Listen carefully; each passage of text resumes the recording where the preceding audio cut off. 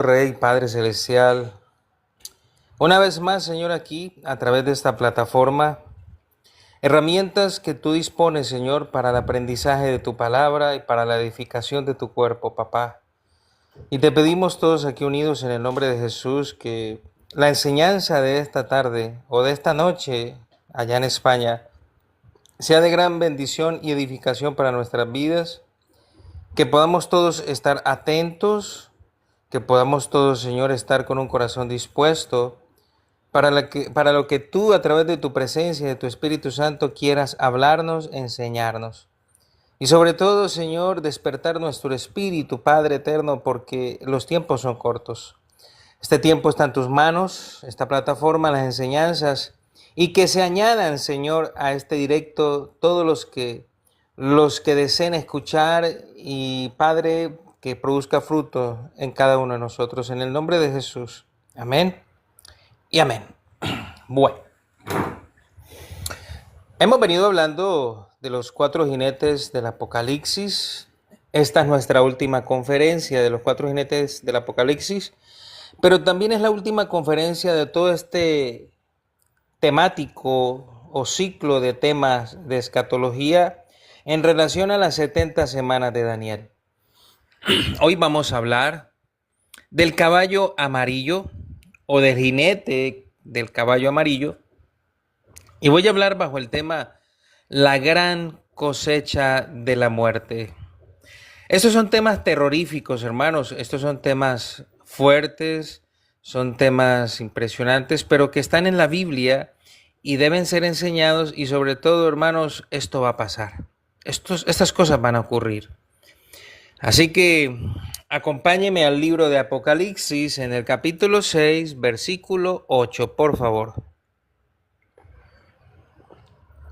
Apocalipsis capítulo 6, verso 8 dice: Miré y he aquí un caballo amarillo, y el que lo montaba tenía por nombre Muerte, y el Hades le seguía. Y le fue dada potestad sobre la 4ª parte de la tierra para matar con espada, con hambre, con mortandad y con las fieras de la tierra. Bueno, quiero hacer una introducción en relación a la escritura, que tengamos un contexto claro de lo que es la Biblia. Algo muy corto, y es que la Biblia se escribió en un periodo de 1500 a 1600 años, no consecutivos, porque hubo periodos de tiempo donde no se escribió. También la Biblia fue escrita aproximadamente por 40 hombres escogidos por el Señor para ese fin. Y sobre todo que estos hombres en su mayoría no se conocían entre sí. Entonces Pablo no conoció a Moisés.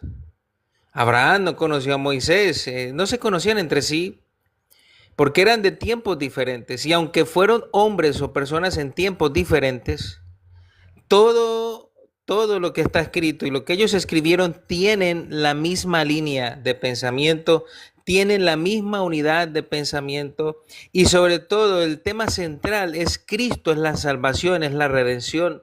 ¿Por qué tiene el mismo tema central? ¿Por qué tiene la misma dirección y la misma unidad de pensamiento? Pues aunque fueron 40 hombres aproximadamente, quien inspiró esto fue Dios mismo, por lo cual las ideas o el pensamiento de Dios se plasmó en las Escrituras.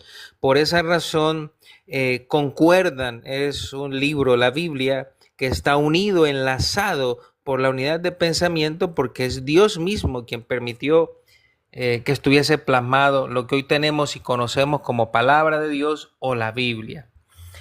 Esto se empieza a escribir aproximadamente en el año 1446 a 1406 aproximadamente, desde Génesis. El autor se le atribuye a Moisés y termina en Apocalipsis alrededor del 94, 95 después de Cristo, cuyo autor es el apóstol Juan. Y estos dos, Moisés y Juan, no se conocieron, pero el tema central, como lo dije anteriormente, de los escritos es el mismo, y el propósito es Jesús, el Hijo de Dios, que la humanidad conociese al Salvador, al autor y Salvador, el autor y consumador de la fe, Jesucristo mismo, el Hijo de Dios. Y lo más importante es que la ciencia, la historia, la geografía, la antropología, la arqueología Y muchas ciencias tienen evidencia de que lo que está en la Biblia es verdad. La misma ciencia en varias ramas corrobora lo que está escrito. Así que con toda seguridad podemos confiar en lo que hoy tenemos en nuestras manos llamado Biblia. De hecho, hay descubrimientos científicos que también corroboran lo que está en la palabra. Ahora, actualmente las noticias están hablando lo que Dios ya ha dicho en la Escritura cientos y miles de años atrás. Claro que sí. Hoy vamos a hablar de la hambruna mundial, pero es que hay cosas que vienen sucediendo que le advierte a la humanidad y nos alerta como iglesia de que todo va en la dirección correcta al cumplimiento de todas las profecías. Hay crisis financiera, se habla de caídas de esteroides, se habla de que hay pocas reservas de alimento y bueno, todo esto tiene que cumplirse a final de los tiempos. Todavía no hemos llegado al Apocalipsis porque la iglesia no va a pasar, seremos arrebatados, pero lo que hoy vemos nos advierte que la humanidad va en la dirección correcta hacia el cumplimiento de las profecías y que el tiempo es corto. El tiempo es corto. Todo esto que vemos hoy, de alguna forma en la Escritura nos lo advierte. La guerra que hoy vemos de diferentes naciones.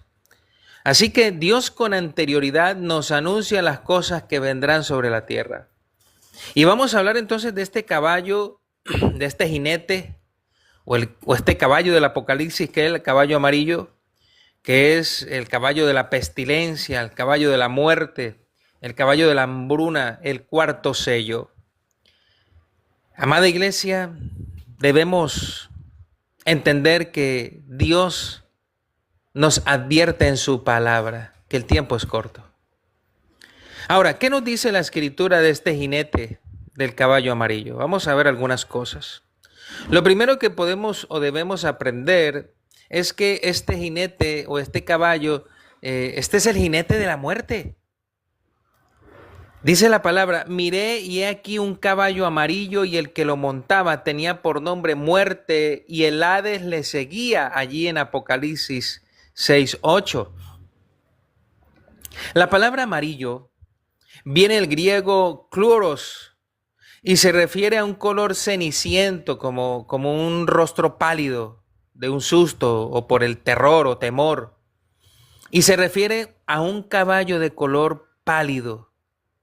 Y ese pálido, en el contexto gramatical, hace referencia a una especie de verde amarillento o blanco desteñido. Y precisamente este es el color de la piel de los cadáveres.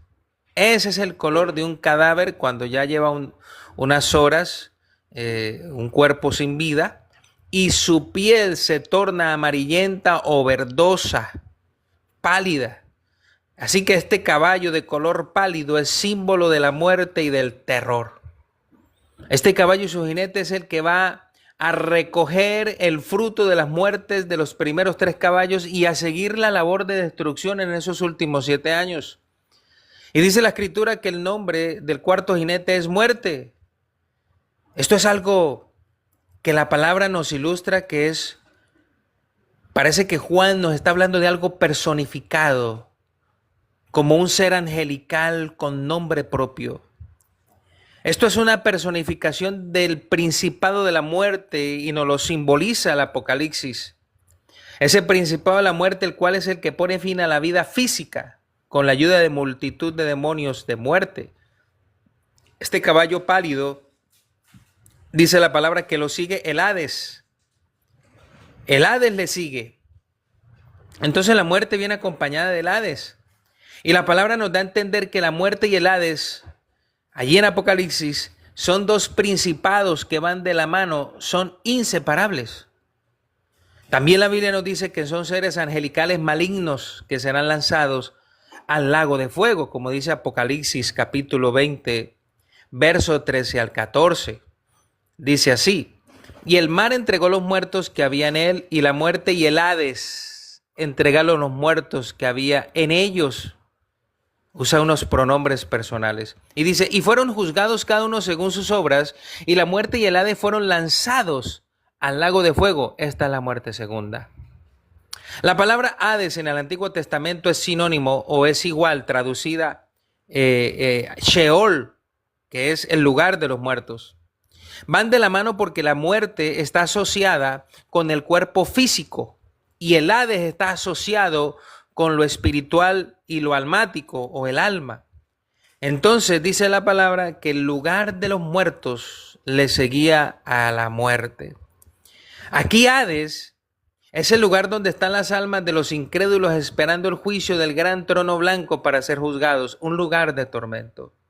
Hades hace referencia a un lugar de dolor mucho más abajo del seno de Abraham, donde están los espíritus de las personas muertas que no aceptaron a Cristo, allí en ese lugar de tormento. Y Jesús nos ilustra esto en Lucas 16, 22, 23, cuando Él nos habla aquella historia del rico y Lázaro. Dice la palabra: aconteció que murió el mendigo y fue llevado por los ángeles al seno de Abraham.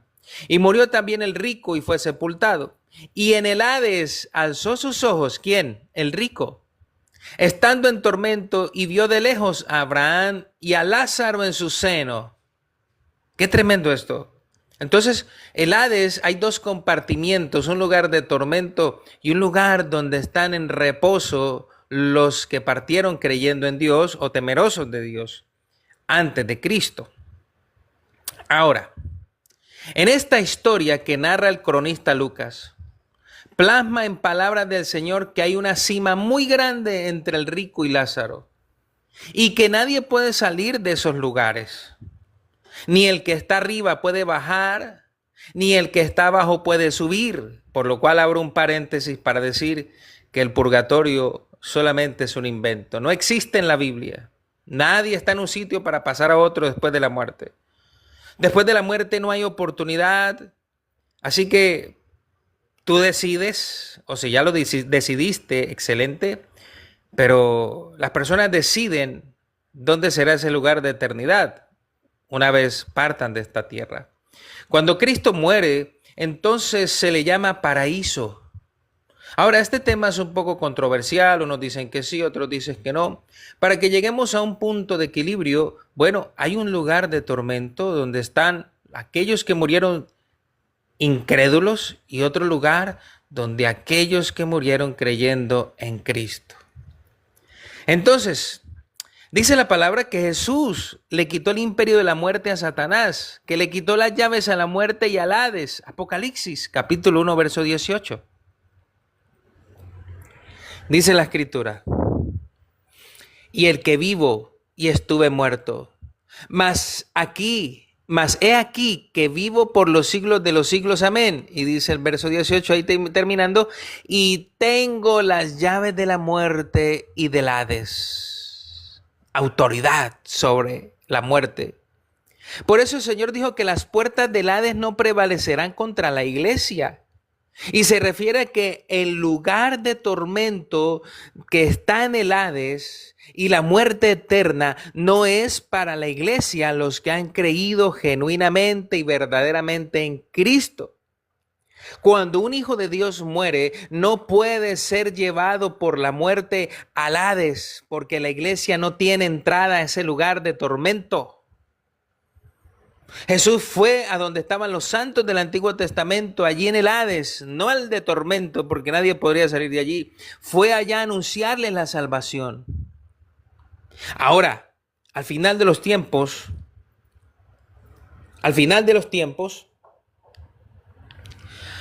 habrá muchos muertos por las guerras, por el hambre, y la muerte recogerá todos estos muertos y los arrojará al Hades. La muerte opera desde el pecado de Adán. Por eso dice la palabra que en Adán todos morimos. Pero el Hades, donde hay un lugar de tormento, ese compartimiento, solamente recibe las almas de los incrédulos y de las personas que son practicantes del pecado. Así que si usted muere hoy, pregunto, ¿dónde será ese lugar que le espera? Si has creído verdaderamente en Jesús, si no eres un practicante del pecado, si has nacido de nuevo, tu lugar es con el Señor. Llámese seno de Abraham, llámese paraíso, pero es con el Señor. De lo contrario, el lugar después de morir sería el lugar de tormento. ¿Qué más dice la Escritura acerca de este jinete? Pues que vendrá un tiempo de pestilencia. Vendrá un tiempo de pestilencia. Y dice la palabra ahí en Apocalipsis 6, y le fue dada potestad sobre la cuarta parte de la tierra, para matar con espada, con hambre, con mortandad y con las fieras de la tierra. El caballo es un medio de transporte. En ese tiempo, cuando se escribe Apocalipsis, hay que tener en cuenta la apocalíptica judía. Y hay muchos símbolos. Y el caballo en ese tiempo era un medio de transporte hasta el día de hoy. Y esto nos indica que la muerte usará muchos medios para quitar la vida a muchas personas en esos últimos 7 años. Por eso aquí aparece una lista de diversas formas de muerte: por espada, por hambre, mortandad y por las fieras. Este es el jinete de la mortandad. Morirá la cuarta parte de la humanidad, porque a este jinete llamado muerte, dice la palabra que le fue dada mayor potestad que a los otros jinetes para quitar la vida. Ahora, la palabra muerte viene del griego thanato, y en este contexto esa palabra significa pestilencia. En hebreo es loimo, que significa hambre, o sea, pareciera que se refiere como a la muerte negra para designar una especie de plaga terrible. Recordemos que este tiempo será especialmente para tratar con Israel. Y Dios advirtió por medio de Moisés lo que ocurriría a Israel por abandonarlo. Miremos Deuteronomios capítulo 32, versos 24 al 25. Dice la Escritura: consumidos serán de hambre y devorados de fiebre ardiente y de peste amarga. Dientes de fieras enviaré también sobre ellos, con veneno de serpientes de la tierra. Por fuera desolará la espada y dentro de las cámaras el espanto, así al joven como a la doncella, al niño de pecho como al hombre cano. Y en el libro de Ezequiel encontramos una de tantas profecías para el final de los tiempos. Ezequiel 14, 21. Si estamos bien de sonido, me escriben allá abajo sí o no, por favor. Ezequiel 14, 21.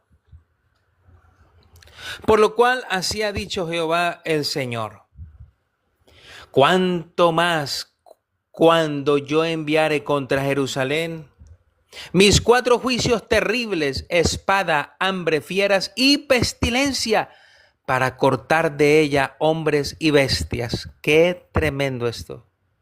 Porque aquí en Ezequiel hace alusión a ese tiempo final del día de juicio de Jehová. Este jinete traerá muchas pestes y enfermedades que no conocemos todavía. Ahora, la humanidad no ha llegado a este tiempo todavía, no ha llegado. Estamos viendo muchas cosas, y si lo que hoy vemos es terrible, ¿cómo será el final? Entonces podríamos pensar que las pestilencias han dejado de ser una amenaza al día de hoy por la tecnología, por las medicinas, por los avances médicos y científicos. Pero, amados, estamos lejos de esa realidad. Las grandes enfermedades mortales no han sido vencidas, están dormidas o seguramente guardadas en algún laboratorio. Todo eso es posible. Ahora, quiero darle algunos datos en nuestra era, porque han habido muchas pestes en el mundo y las 6 más fuertes, les voy a dar algunos datos. Las 6 más fuertes, por ejemplo, la peste negra, en el año 1343 al 1351, donde murieron cerca de 200 millones de personas. La viruela en 1520, 56 millones de muertes. La gripe española, 1918-1919, cerca de 40 a 50 millones de muertes. La plaga de Justiniano en el 541-542, cerca de 30 a 50 millones de muertes. VIH, que es el virus de inmunodeficiencia humana, y SIDA, que es el síndrome de inmunidad adquirida, síndrome de deficiencia adquirida, que a partir de 1981 se descubrió y hasta la actualidad ha cobrado la vida a cerca de 40 millones de personas. Y por último, el COVID-19. Cerca de 7 millones de muertes, 8 millones de muertes seguramente. Si esto ha pasado en nuestra historia, ¿cómo serán las pestes, la mortandad al final de los últimos tiempos? La cantidad de muertos que habrá con las enfermedades, la espada, las guerras, etcétera, la hambruna, etcétera, etcétera, etcétera, aún no se ha visto. Y con enfermedades que todavía no se conocen, esa cantidad de muertes no se ha visto en la historia todavía. Ahora, el que se haya dado autoridad sobre la cuarta parte de la tierra nos muestra que Dios tiene un propósito redentor. Dios desea que el resto de la humanidad que quede viva vea la importancia, vea con premura de arrepentirse. Pero desafortunadamente la palabra dice que en aquel tiempo levantarán los ojos al cielo y maldecirán a Dios. No lo harán. La humanidad no se va a arrepentir de sus pecados, sino que van a maldecir, van a blasfemar contra Dios. Entonces creemos firmemente que no estaremos en ese tiempo porque estaremos con el Señor. En cualquier momento, amados, estaremos con el Señor. La iglesia será arrebatada. Al final, muchos morirán en guerras, otros de hambre, otros de enfermedades, otros serán devorados. Escuchadme bien, devorados. Jeremías 15:3. Jeremías 15:3 dice: y enviaré sobre ellos 4 géneros de castigo, dice Jehová: espada para matar, y perros para despedazar, y aves del cielo y bestias de la tierra para devorar y destruir. Amados, el hambre será tan terrible que las fieras del campo y de los montes saldrán de los montes para devorar a las gentes, y las aves querrán comer la carne de las personas porque habrá mucha hambre. Recuerden, el agua va a escasear, el alimento va a escasear de una forma impresionante. Los árboles van a ser quemados, los árboles frutales, los pastos serán quemados. Recordemos que la palabra dice en Joel que aún las bestias del campo bramaron porque los pastos se quemaron, se secaron. Todo esto hará que las bestias de los montes busquen alimento en las ciudades y pues van a tener, porque van a haber personas allí y van a devorar. Y la palabra dice en Jeremías: perros para despedazar y aves del cielo y bestias de la tierra para devorar y destruir. Habrán terremotos tan fuertes que las islas se hundirán en el mar. Jesús mismo profetizó estas cosas en Mateo 24:7-8. Mateo 24:7-8 dice: porque se levantará nación contra nación y reino contra reino, y habrán pestes y hambres y terremotos en diferentes lugares, y todo esto será principio de dolores. Imagínense, principio de dolores solamente. Pero también Jesús dijo que va a venir esa gran tribulación, la cual nunca ha habido sobre la tierra, ni la habrá desde entonces, nunca. Esto va a ser impresionante. Esto va a ser impresionante. Así que, amados y amadas, iglesia y amigos que nos acompañan en este directo, esto de los caballos no es literal. O sea, no, la gente no va a ver 4 caballos, literalmente. Ahí viene un caballo amarillo. No lo van a ver cabalgando por ahí en las calles. Esto es simbólico para representar lo que viene. Entonces, todo lo que ha pasado en los últimos 10 años debió haber cambiado la humanidad. De verdad, debió haber cambiado la humanidad. Pero lejos de demostrar un arrepentimiento, la gente es más rebelde hacia Dios. Por eso dice la palabra que al final de los tiempos el amor de muchos se enfriará. Dice la palabra: ¿hallará fe el Señor cuando ponga los pies sobre la tierra? ¿Hallará fe? Las guerras de hoy como Rusia y Ucrania, Pakistán con India, las dos Coreas, Irán, Israel, lo que ocurrió hace 2 años, el 7 de octubre en Israel, cuando Hamas ingresó al territorio y secuestró y asesinó niños, más de 1,000 personas.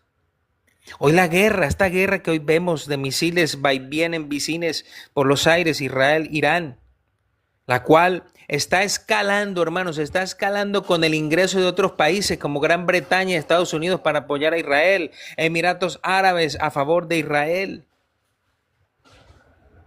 Y aunque todo esto suene terrible, todavía no es el fin. Es apenas escuchadme esto, es apenas un abrebocas.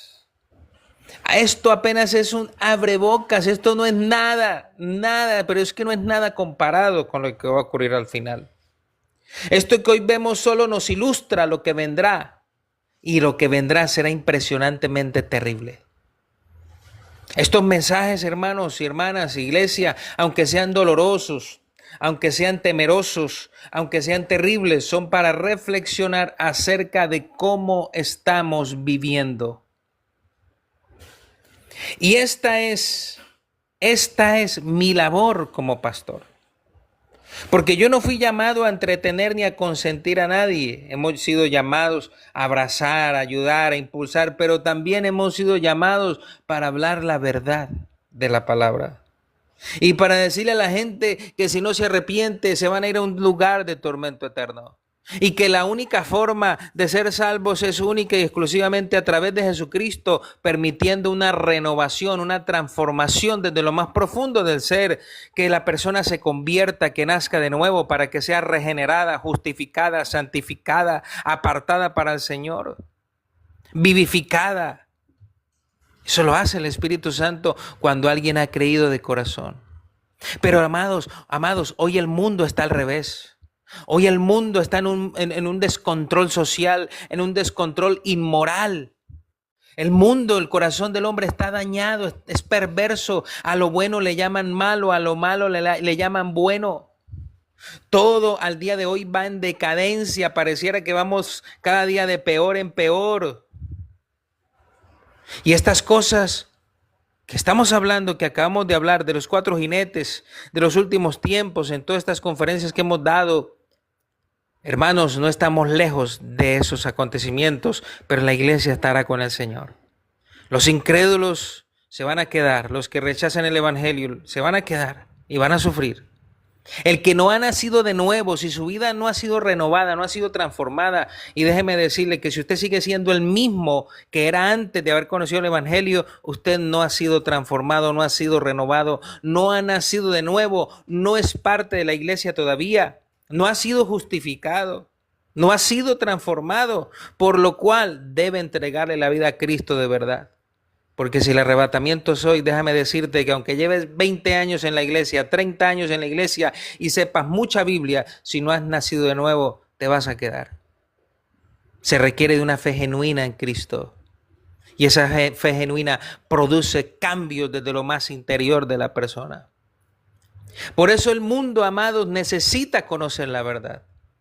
Y la iglesia necesita urgentemente comprometerse seriamente con el Señor, tanto en lo personal para el crecimiento espiritual, pero también comprometerse seriamente con el Señor en la tarea encomendada, y es ganar almas, predicar el evangelio a tiempo y fuera de tiempo, hermanos, porque esto se acabó. Hoy empezamos el día. Abrimos nuestros ojos por misericordia, Dios le plació que viviéramos un día más, pero un día más es un día menos en esta tierra, es un día menos de vida y es un día menos porque se está cortando, se acorta el tiempo para que ocurran las cosas que están destinadas, determinadas por el Redentor, por el Creador de todas las cosas, para el final de los tiempos se acorta. Esa brecha no sabemos cuándo termina, ese espacio de tiempo, puede ser hoy. Pero las cosas tienen que cumplirse, como está en la palabra. Y tú y yo que somos la iglesia tenemos la responsabilidad moral, social, con el mundo, de ir y predicar el evangelio. Así que las congregaciones, amados hermanos, hermanas y amigos, todas las congregaciones, como se llamen, Filadelfia, asambleas, alianza, cuadrangular, panamericana, como sea que se llame la identidad o la organización religiosa, todo lugar de reunión debería llenarse con personas que vienen del mundo, a quien usted le predicó, que lleguen a la iglesia a conocer y a recibir la palabra. Esa es nuestra responsabilidad. No hay otra tarea por hacer. Así que, amados, si alguien aquí necesita aceptar a Cristo, si alguien aquí no ha nacido de nuevo, aunque esté en una congregación, si alguien aquí nunca ha escuchado la palabra y la escuchó y quiere entregarle la vida a Cristo, escriba allí abajo, porque vamos a orar. Vamos a orar. Y si usted, mi querido hermano, y voy a decir con mucho respeto, hermanos, hermano Esteban, hermano Miguel, pastora Heredia, Sara, Rocío, bueno, todos los que están aquí, y yo, incluido también. Es posible que solamente creímos de una manera superficial y es necesaria una fe genuina. Por eso también quiero decirle, por si sí o por si no, pues que aceptemos a Cristo todos. Y usted dirá, no, yo ya, como dicen en mi tierra, por si las moscas, por si acaso, por si en ese momento que lo aceptaste no lo hiciste con una fe genuina, pues digamos que hoy es el día. Y no sobra hacer una oración. Así que vamos a aprovechar en estos momentos. Vamos a aprovecharlo. Y vamos a orar. Yo quiero orar, no solamente para que aceptemos a Cristo, confesemos a Jesús, sino para que también aquellos que deseen reconciliarse lo puedan hacer. Así que vamos a elevar una oración, mis queridos hermanos, y posteriormente oraremos por las peticiones. Así que allí donde estás, ponte cómodo, ponte cómoda en cama, en la silla, no te acuestes, por favor, te vas a quedar dormido, dormida, pero allí sentado te quieres poner de pie o tirarte al piso y postrarte delante de Dios y decirle, Señor, me arrepiento en polvo y ceniza, Señor. Quiero que aproveches este momento, por favor, y le digas al Señor, Señor, si aquel día que yo hice esa oración, que te acepté, no lo hice genuinamente, hoy quiero hacerlo. Dile, Señor, hoy con todo mi corazón, me arrepiento de mi manera de vivir. Me arrepiento de cómo he llevado mi vida como cristiano, sin compromiso. Me arrepiento, Señor mío, de mis actos que a ti no te han agradado. Y hoy, una vez más, si aquel día lo hice no consciente, hoy, con ánimo voluntario, por decisión propia y consciente de lo que viene, te abro mi corazón, Jesús. Y dile, Señor, y te acepto con todo mi corazón. Y reconozco que tú eres el amo, dueño y Señor de mi vida. Que tú eres el único y suficiente Salvador para mi alma, para todo mi ser. Reconozco que no hay salvación fuera de ti. Hoy reconozco que tú eres el Hijo de Dios, que viniste a la tierra en carne, que fuiste a la cruz a morir por mí, que fuiste llevado a la tumba, pero al tercer día has resucitado. Y yo creo que tú estás sentado a la diestra del Padre. Dile, Señor, escribe mi nombre en el libro de la vida. Y haz tu obra extraordinaria en mi interior y todo mi ser. Y si hay alguien aquí que quiera reconciliarse con el Señor, también vamos a orar. Dile, Señor, lejos he estado de ti. No sé cuánto tiempo, dile a Él, habla con Él. Habla con Él. Y dile, Señor, vuelvo a ti, vuelvo a tus brazos. Me pongo a tus pies, Señor. Para que tú seas el amo, dueño y Señor de mi vida. A través de tu sangre me reconcilio nuevamente con mi Creador y el dador de la vida. Hoy vuelvo a tus pasos. Hoy vuelvo a tus caminos, Señor. Perdóname. Perdóname, Señor. Y hoy te pido, Padre, que tú abraces a cada uno de los que están allí en España, donde quiera que se encuentren, Señor. En el lugar donde están, Padre, te pido que tu presencia, pido que tu Espíritu Santo se pase en sus vidas, que tú les abraces, Espíritu de Dios. Que tú traigas convicción a sus corazones, que tú traigas convicción a sus vidas, Señor. Que traigas el despertar, que traigas ese fuego, esa llama que enciende corazones. Y quiero orar en esta tarde por aquellos que no han aceptado a Cristo. Y quiero invitarte a que le digas: Señor, hoy te acepto como mi Señor y mi Salvador. Tú eres Jesús, el Hijo de Dios, el Salvador suficiente de mi alma. Y creyendo en ti, me hago hijo de Dios. En ti tengo la vida eterna. Padre, gracias. Gracias por este tiempo. Estoy agradecido contigo, Señor. Si yo también estoy allí, si yo también quizás como humano que soy, he fallado, entonces también perdóname, Señor. Claro, Padre, te pido que me ayudes. Porque aunque soy una herramienta en tus manos, no dejo de ser un barro, no dejo de ser una vasija que puede quebrarse. Soy imperfecto, Señor, y te necesito también. Por eso, Padre, hoy no solamente a mí, todos, llénanos de tu presencia. Llénanos de tu amor, Señor. Transfórmanos cada día más. Ayúdanos a que nuestra mente sea renovada por tu presencia, por tu espíritu, a través del poder de tu palabra, Dios.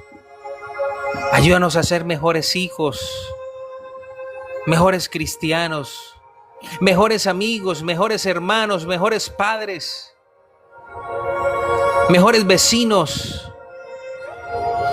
mejores miembros de una congregación. Ayúdanos, papá. Ayúdanos a hacer tu voluntad, a hacer lo correcto delante de ti, a caminar con honestidad, con sinceridad, a que nuestra máscara sea quitada, Señor, si las hay, para que quede al descubierto lo que somos, Señor, porque la verdad es que delante de ti nuestro corazón se desnuda y nada te podemos esconder. A los hombres podemos engañar, pero a ti no. Por eso nuestras vidas están delante de ti para pedirte, como dijo el rey David: examina mi corazón, escudriñame hasta lo más profundo. Eso es lo que necesitamos, Señor, para mejorar cada día. Padre, gracias. Agradecido estoy contigo por este tiempo, por estas 15, 13 o no sé cuántas conferencias, Señor. Gracias. Gracias por darme el privilegio de conocer gente hermosa que está al otro lado del mundo, lejos de donde estoy, Señor. A quienes aprecio, Señor, y por quienes te pido que tú los bendigas de una manera especial, Señor. Gracias por este tiempo de compartir, de risas, de edificación, de oraciones, de palabras bonitas, de consejos. Gracias, Padre, todo tú lo has hecho, Señor, y la gloria será siempre para ti. Mi alma te alaba, Dios. Mi alma te bendice. Recibe la adoración en esta hora, papá. Recibe la adoración, precioso Rey. Recibe la adoración, maravilloso Paracletos, Espíritu Santo.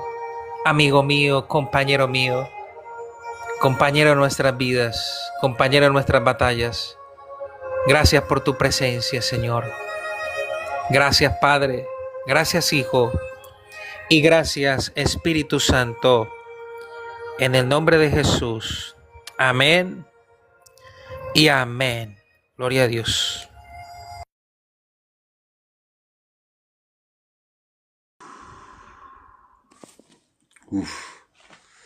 Tremendo, de verdad.